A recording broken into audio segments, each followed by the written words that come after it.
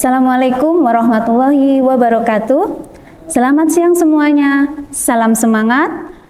Perkenalkan, saya Nur Hikmah, salah satu dosen pada program studi Administrasi Bisnis Internasional di Politeknik Balikambang, Jepara.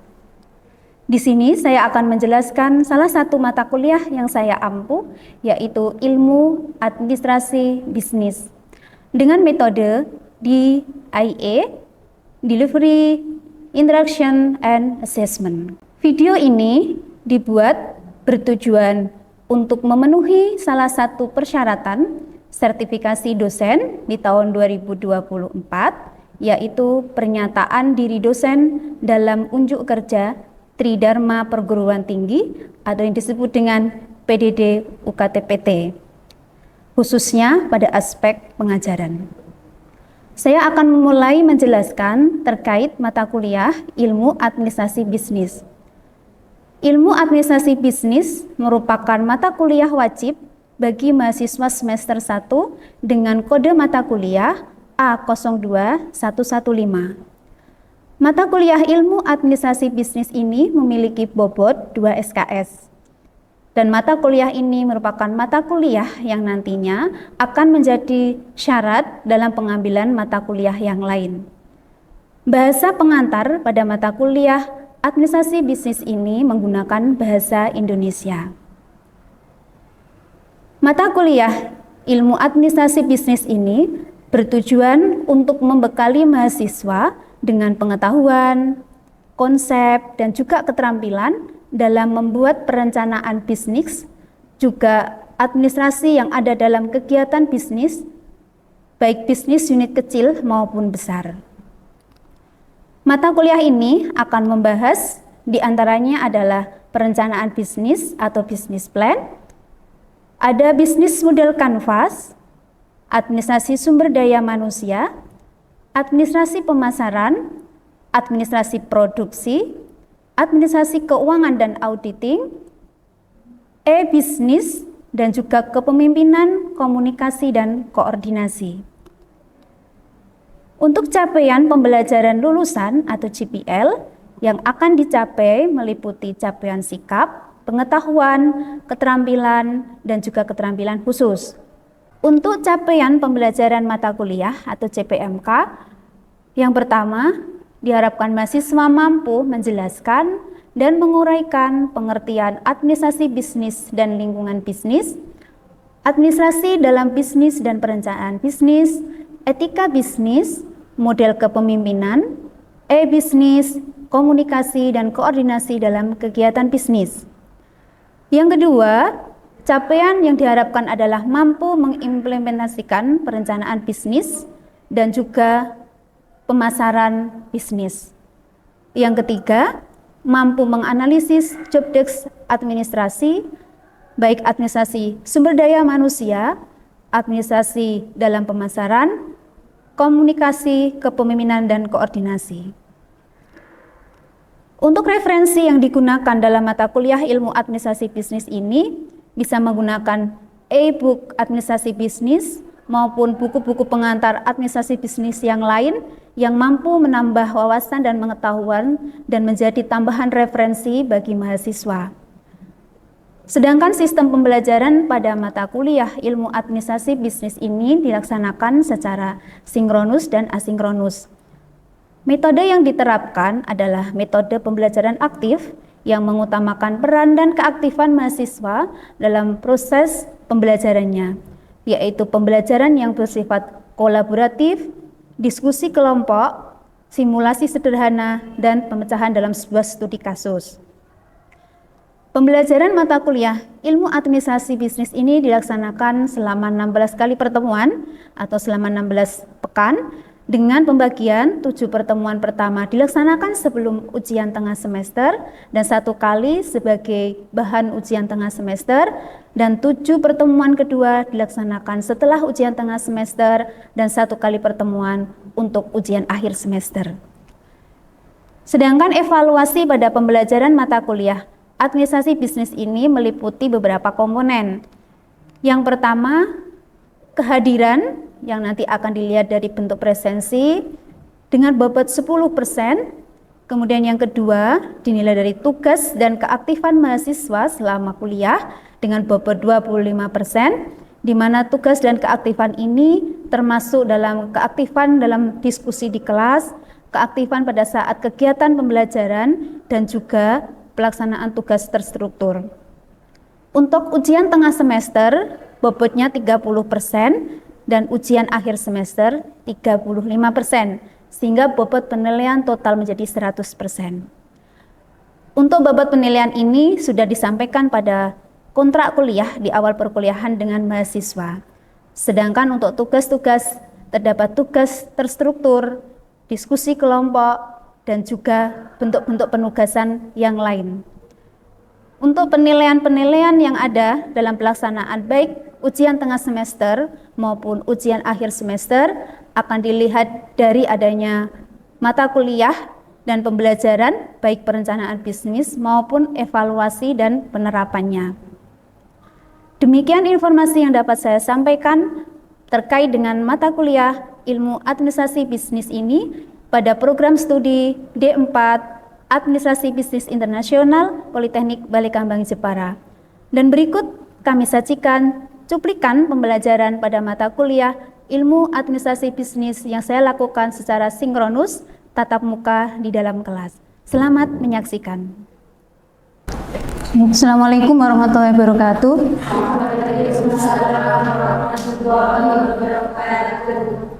Selamat pagi. Walaupun sudah menjelang sore, tapi semangatnya harus tetap pagi.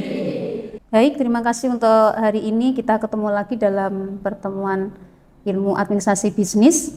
Tapi sebelum kita mulai pertemuan hari ini, terlebih dahulu kita berdoa seperti biasanya, agar apa yang kita laksanakan hari ini mendapatkan keberkahan dan memiliki nilai manfaat untuk kita semua. Dengan bacaan suratul Fatihah, Al-Fatihah.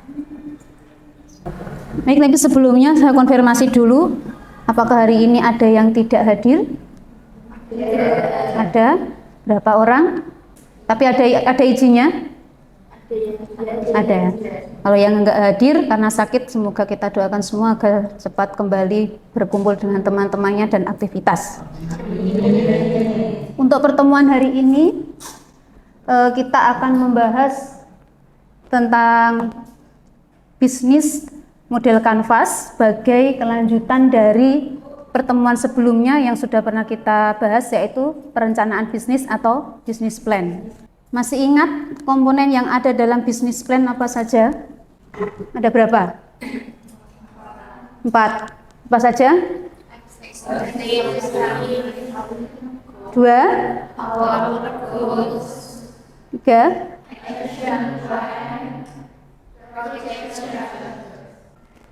hari ini kita akan membuat perencanaan bisnis tetapi dengan sebuah model yang berbeda, yang disebut dengan BMC atau bisnis model kanvas.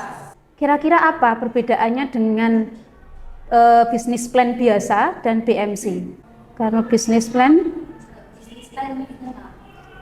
plan lebih rinci. Kalau BMC, kita lihat nanti kita akan mengetahui apa yang menarik dari BMC sehingga kemudian harus kita pelajari.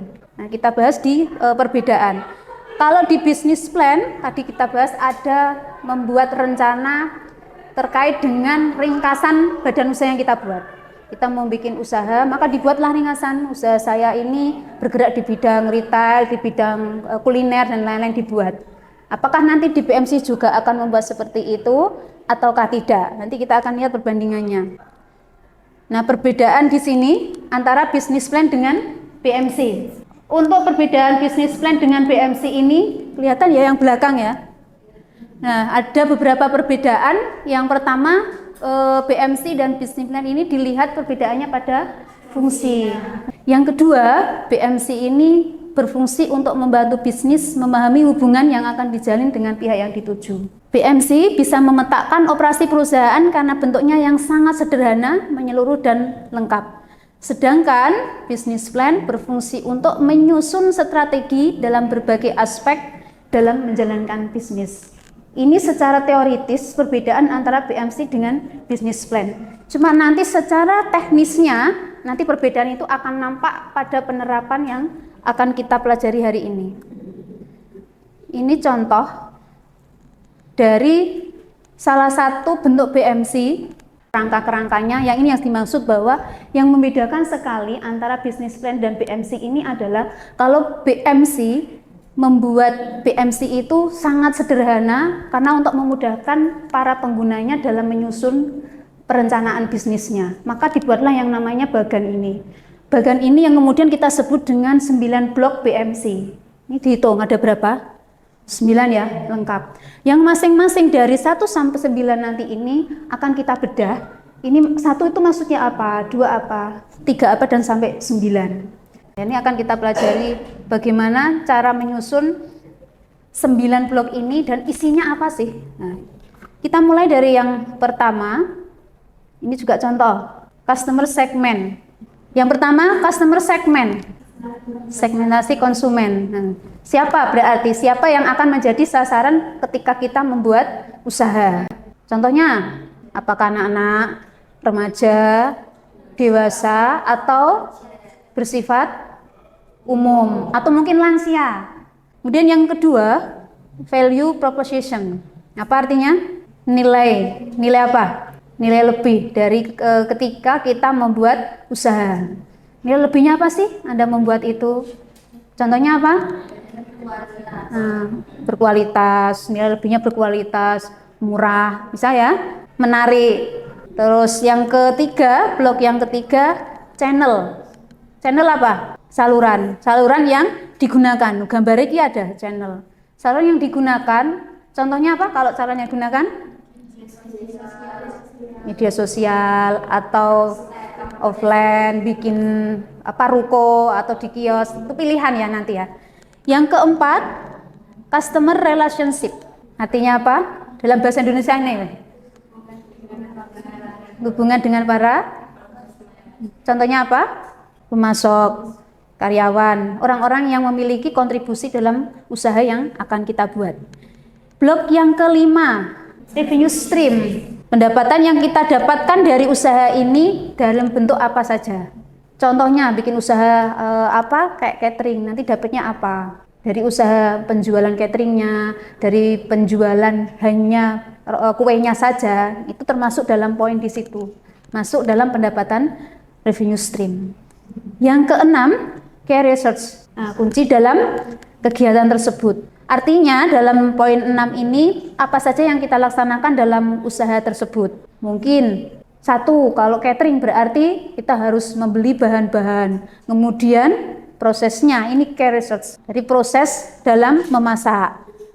Bahan-bahannya apa saja, bisa bahan-bahan baku untuk membuat, bisa kemasannya dan lain sebagainya. Kemudian yang ke-8, key partner.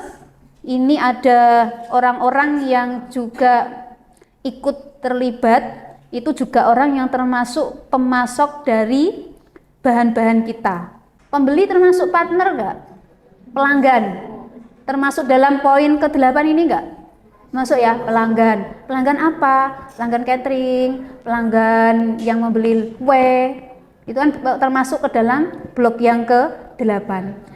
Yang terakhir, cost structure 9. Blok yang ke-9, cost. Cost artinya apa? Biaya yang dikeluarkan dalam proses kita membuat usaha atau bisnis ini. Biayanya apa saja? Semua biaya yang kita keluarkan dalam proses mulai dari awal sampai akhir, termasuk biaya untuk membayar karyawan yang membantu kita. Saya berikan contoh. Ini ada contoh, salah satu contoh dalam membuat satu usaha. Nah, ini kita lihat bersama-sama. Ini sebagai penerapan dari 9 blok yang ada dalam bisnis model Canvas. Kita lihat sebagai jawaban tadi, yang pertama, customer segment, segmen pelanggan. Ini bisnisnya namanya sandwich sehat. Kenapa dikatakan sehat? Kita akan lihat apa keunikan dari sandwich sehat ini.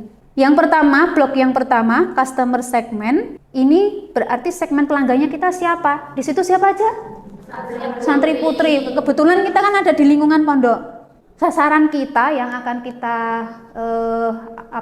kita jual produk kita itu santri putri. Kemudian industri kecil bisa yang toko-toko kecil atau unit-unit usaha yang kecil. Kemudian yang ketiga mahasiswa, karena di lingkungan kampus. Yang keempat anak-anak. Kemudian yang kedua key resource sumber daya utama. Ini hubungannya dengan apa saja yang akan kita gunakan atau orang-orang yang kemudian membantu kita dalam membuat usaha. Yang pertama ada, kalau membuat sandwich itu bahan dasarnya apa? Roti. Maka di situ dicantumkan paling awal, pemasok roti tawar itu akan menjadi orang yang paling utama kita cari. Kan nggak mungkin cari sayurnya dulu, rotinya belakangan, kan nanti pakai apa gitu kan. Yang kedua bisa kebun sendiri. Untuk apa? Bukan untuk rotinya.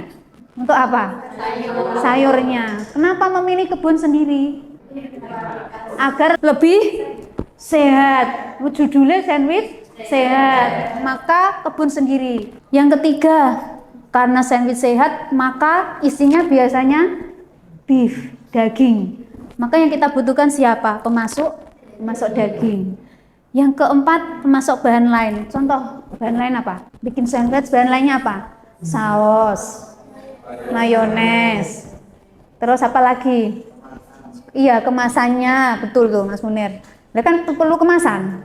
Kemasannya apa aja Mas yang dibutuhkan? Biasanya apa? Kertas, terus box mungkin. Ya monggo boxnya bisa dipilih sesuai dengan inovasinya masing-masing. Yang ketiga, blok yang ketiga, apa yang kita buat? 1, 2 bisa dipahami ya? Atau mungkin dari 1, 2 ini ada pertanyaan. Value nomor berapa? Value proposition atau proporsi nilai. Nilai lebih tadi, nilai lebih dari sandwich kita apa? Sesuai judulnya sandwich sehat, berarti tentunya sandwich ada sandwich yang sehat.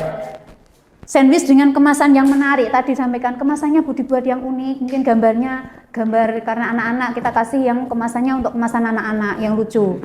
Ketika yang membeli anak-anak diambilkan kemasan yang berbeda, itu sebuah ide juga. Yang kedua, sandwich dengan berbagai ukuran. Mau ukuran yang kecil, sedang, atau jumbo, kan itu ada ya. Yang ketiga, sandwich dengan berbagai rasa, boleh memilih. Ini value proposition. Kemudian yang keempat, channel, saluran. Kalau kita ingin menjual produk dari sandwich sehat ini, kita akan menjualnya melalui apa? Itu channel atau saluran.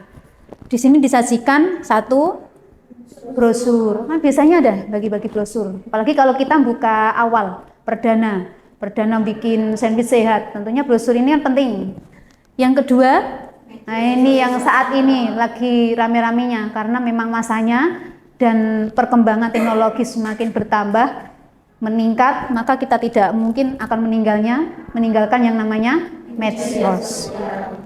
Yang ketiga, secara langsung jualan, bikin outlet tertentu, itu ya channel. Boleh nggak kita tambahkan channel yang lain? Boleh. Misalkan reseller, konsolnya kan ya, gantian gitu. Yang ke berapa? 5. Apa? Key partner. Siapa yang menjadi mitra utama kita? Kalau kita ingin menjual sandwich sehat, partner atau mitra utama kita yang pertama, karena ada santri putri, maka kita harus menitipkan itu melalui koperasinya. Nggak mungkin jualan langsung. Kalau ada aturan itu kita mengikuti, maka kita bisa mengikuti di koperasi asrama putri. Yang kedua, siapa mitra utama kita? Yaitu pemasok bahan. Pemasok bahan tadi sudah ada. Pemasok bahan itu sebenarnya semua bahan yang membantu dalam pembuat sandwich sehat. Ya, semua bahan-bahan tadi yang ada di sumber daya utama atau key resource itu masuk ke dalam mitra. Jadi mitra itu adalah semua orang yang membantu kita dalam usaha ini. Yang ketiga, karena kita menjual secara langsung atau mungkin tadi bikin reseller ya, itu bisa toko-toko kecil. Kan bisa dititipkan ke toko-toko tersebut, warung-warung misalkan. Itu bisa dilaksanakan. Berikutnya yang ketujuh, blok 7. Activities atau aktivitas usaha. Kalau kita ingin membuat sandwich, karena di situ ada sayur, maka yang diambil ini sandwich sehatnya, maka yang dilakukan adalah kita membuat atau menanam sayur organik, agar sayur yang kita gunakan adalah sayur yang sehat. Artinya sayur organik itu sayur yang bagaimana? Bebas dari pestisida dan lain-lain. Yang kedua, aktivitasnya setelah kita nanam kan nggak mungkin kemudian bikin dulu wong sayurnya belum ada. Maka kenapa penanaman sayur ini ditaruh di paling atas, di awal. Yang kedua, setelah nanam baru kita mulai melakukan kegiatan membuat sandwich. Yang ketiga, kalau sudah dibuat dilakukan pengemasan, packaging yang bagus, yang menarik dan sesuai dengan tadi, melihat value proposition dan customer segment kita. Kemudian setelah pengemasan selesai dilakukan pemasaran atau penjualan. Yang kedelapan, revenue stream atau arus pendapatan. Kalau kita menjual sandwich sehat, berarti pendapatan kita diambil dan didapatkan dari penjualan sandwich tersebut. Jelas ini ya. Yang kedua, selain penjualan sandwichnya, berarti kita bisa melakukan penjualan sayurnya. Atau mungkin ada ide lagi, selain itu pendapatannya apa? Kalau kira-kira kita bikin penanaman sayur, apa yang mungkin menjadi pendapatan tambahan? Menurut teman-teman apa? Selain menjual sayurnya dan sandwichnya, kemudian kita bikin greenhouse misalkan, bisa nggak jadi pendapatan? Apa? Digunakan untuk apa? Wisata edukasi. Kan bisa itu, wisata edukasi penanaman sayur. Atau mungkin bisa selain itu, selain wisata edukasi penanaman sayur, bisa nggak wisata edukasi yang lain? Apa? Membuat sandwich sendiri. Anak-anak diajarkan edukasi dengan membuat sandwich sendiri. Itu bisa nggak dimasukkan ke revenue stream? Kan menjadi tambahan pendapatan, tidak hanya jual sandwichnya saja, gitu kan? Yang terakhir, kalau ada pendapatan tentu ada biaya yang harus dikeluarkan dalam membuat usaha sandwich sehat. Di sini saya hanya menuliskan beberapa, yaitu ada biaya budidaya sayur organik. Ini berarti ya semua, mulai dari pembibitan, perawatan, hingga menjadi sayur yang siap untuk dikonsumsi atau dijual. Termasuk orang-orang yang bekerja dalam penanaman sayur, ini juga masuk pengeluaran atau biaya. Yang kedua, biaya pembuatan sandwich sayur. Ini jelas ini ya. Dari 1 sampai 9, kira-kira ada pertanyaan?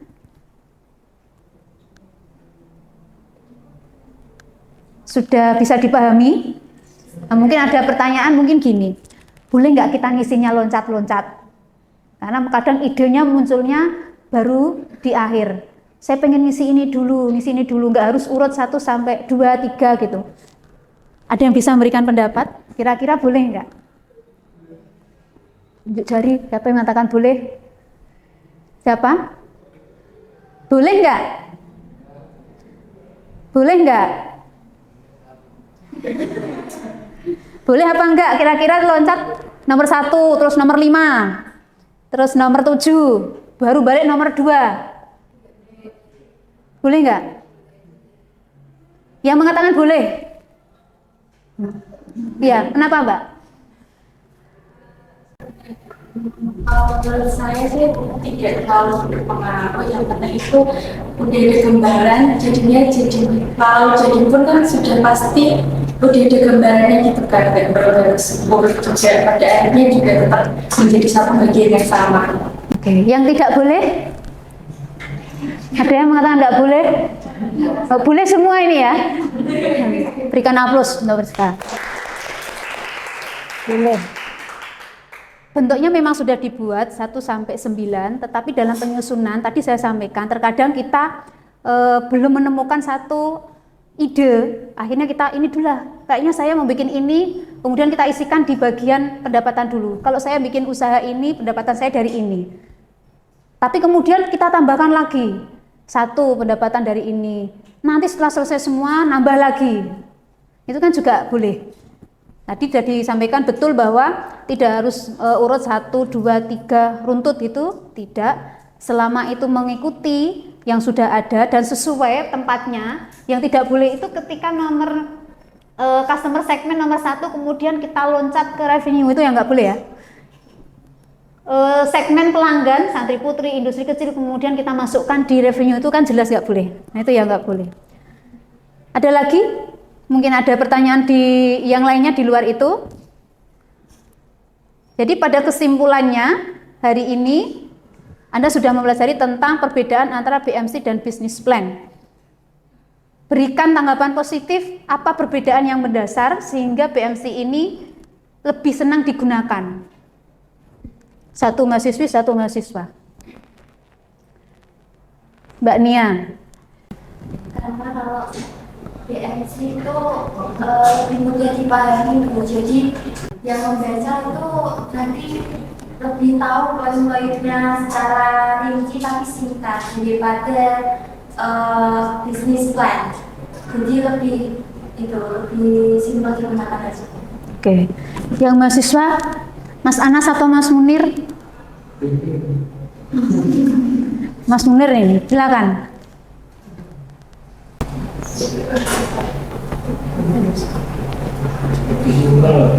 Lebih simpel dan akhirnya ketika kita menyampaikan bisa disampaikan dalam bentuk hanya satu slide dan itu sudah sama dengan business plan. Itu yang membedakan. Jadi pada pertemuan hari ini kesimpulannya bahwa bisnis model kanvas ini sama sebenarnya dengan perencanaan bisnis, hanya dia disajikan dengan model yang lebih simple, rinci dan tapi sederhana. Dan ini memudahkan bagi baik itu pemula maupun orang yang sudah menjalankan bisnis untuk membuat perencanaan berikutnya. Yang biasanya harus membuat ringkasan dalam bentuk narasi, ini tinggal nulis aja seperti yang kita bahas tadi. Itu sudah bisa. Saya kira itu untuk pertemuan hari ini. Untuk berikutnya nanti pada pertemuan berikutnya kita akan coba membuat satu contoh perencanaan dari BMC tapi dengan ide Anda masing-masing. Kurang lebihnya mohon maaf, kita ketemu lagi di pertemuan minggu depan. Kita ucapkan alhamdulillah bersama-sama. Alhamdulillah. Aplaus untuk teman-teman Anda yang memberikan pendapat. Selamat pagi. Assalamualaikum warahmatullahi wabarakatuh. Waalaikumsalam warahmatullahi wabarakatuh.